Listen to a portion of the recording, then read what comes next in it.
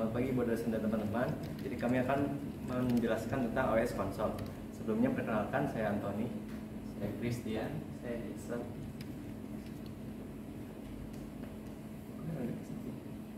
Jadi OS Console ini terbagi menjadi 11 kategori dari teknologi terminologi. Yang pertama ada Amazon Simple Storage Service yang disingkat Amazon S3. Itu adalah sebuah layanan yang disediakan oleh AWS yang menyimpan data untuk digunakan di cloud. Dan yang kedua ada Amazon Elastic Compute Cloud yang disingkat Amazon EC2. Ini adalah layanan web yang menyediakan kapasitas komputasi yang aman dan dapat diubah ukurannya di cloud. Contoh saja seperti menyewa komputer di cloud. Kemudian yang ketiga ada Amazon Elastic Block Store atau yang disingkat Amazon EBS. Ini adalah penyimpanan untuk instan EC2 tertentu. Ini itu seperti drive penyimpanan untuk instan EC2 yang tadi di atas.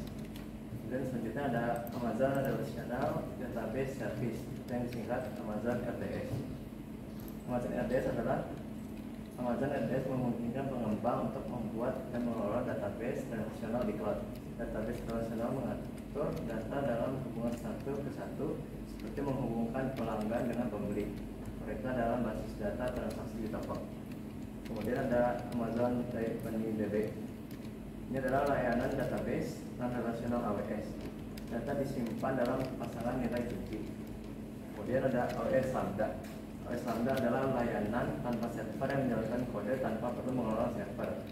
Dengan mengelola kode, Lambda akan menangani eksekusi dan penskalanya secara otomatis dengan ketersediaan tinggi. Kode dapat dipicu oleh layanan AWS lainnya atau dipanggil langsung dari aplikasi web atau seluler. Juga ada Amazon Virtual Private Cloud atau Amazon VPC. Amazon VPC adalah layanan yang menyediakan jaringan virtual yang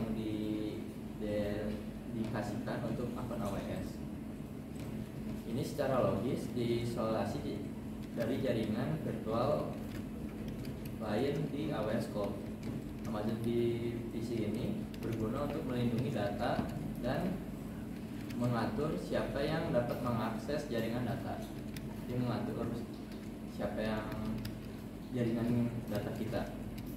AWS Identity dan Access Management atau IAM. IAM ini melibatkan penerapan kontrol kepada pengguna yang membutuhkan akses ke sumber daya komputasi. AWS Cloud Trail. Pantauan setiap tindakan yang dilakukan pada akun AWS untuk tujuan keamanan. Terus berikutnya ada Amazon CloudWatch. CloudWatch adalah layanan pemantau untuk memantau sumber daya AWS dan aplikasi yang Anda jalankan di AWS. Yang terakhir ada Amazon Redshift. Layanan gudang data AWS dapat menyimpan data dalam jumlah besar dengan cara yang mempercepat pembuatan query untuk tujuan intelijen bisnis. Berikut ada 3 contoh sebuah perbedaan dari sisi Amazon. Yang pertama ada Amazon S3 dan Amazon EBS. Keduanya merupakan bentuk penyimpanan data. Amazon EBS hanya dapat digunakan ketika terpasang pada instansi EC2 dan Amazon S3 dapat diakses sendiri. Yang kedua ada Amazon EBS tidak dapat menyimpan data sebanyak Amazon S3. Amazon EBS hanya dapat dilampirkan ke satu instan EC2. Sedangkan data dalam paket S3 dapat diakses oleh beberapa instan EC2. Amazon S3 mengalami lebih banyak penundaan dibandingkan Amazon EBS saat menulis data. Amazon RDS adalah database relasional klasik yang menggunakan SQL Server, Oracle Database, Amazon Aurora, atau sistem database serupa lainnya.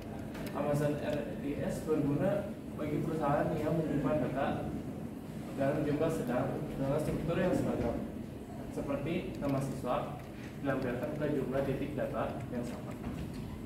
Yang kedua, Amazon Redshift adalah database relasional seperti Amazon RDS, namun secara khusus dibuat untuk data dalam jumlah besar. Ini adalah alat pergudangan data yang bagus untuk penggunaan yang bekerja dalam data besar.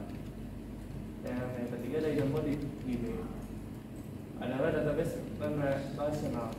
Artinya Anda tidak dapat menggunakan sistem tradisional seperti SQL Server atau Aurora. Setiap item dalam database disimpan sebagai pasangan nilai kunci atau JavaScript Object Notation. Artinya setiap baris dapat mempunyai jumlah kolom yang berbeda. Dan yang terakhir adalah Coderail dan CodeWatch. Keduanya merupakan layanan pemantauan code, tetapi keduanya menjalankan fungsi yang berbeda. Coderail adalah pemantau semua tindakan penggunaan di akun OS, menyimpan log setiap kegiatan seperti pengunggahan data, menjalankan kode, membuat instansi S2 dan lain-lain, dan berguna untuk keamanan dan investigasi kejadian yang tidak diinginkan.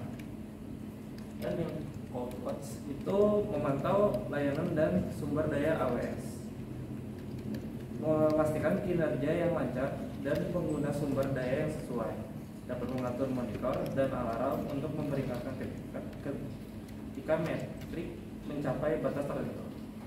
Penting untuk manajemen anggaran dan memastikan ketersediaan sumber daya. Nah, mungkin sekian aja presentasi dari kami mengenai AWS Console. Terima kasih.